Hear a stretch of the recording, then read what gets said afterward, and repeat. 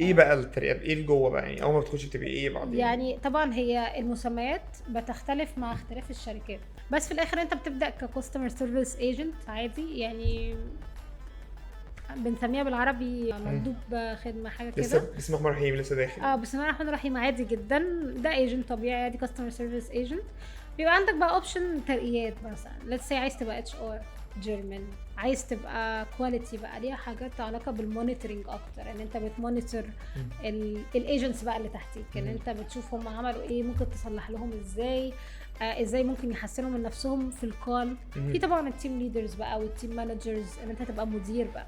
طبعا تعتمد على البرفورمانس وعلى طبعا كل ما يعني تكون اقدم يعني. كل اقدم، والله مش بالاقدم، يعني مم. ممكن يكون واحد او انت كده كده تكون عديت الست شهور مثلا في الشركه. بعد الست شهور بيشوفوا بقى البرفورمانس بتاعك، هل انت عملت حلو في الانترفيو ولا لا. انت في طبعا بتعدي مم. انترفيوهات تانية بقى عشان مم. البروموشن دي. فلا يعني انت بتاخدها ستيب باي ستيب طبعا بقى، يعني هو ده مجال كبير قوي. لو احنا هنتكلم، انت ممكن تبدا من ايجنت بعد سنين تبقى اكاونت مانجر مثلا. بس طبعا ده خلاص بقى اخد الكول سنتر فيلد. مم. والصراحه هو فيلد حلو جدا ومتنوع جدا.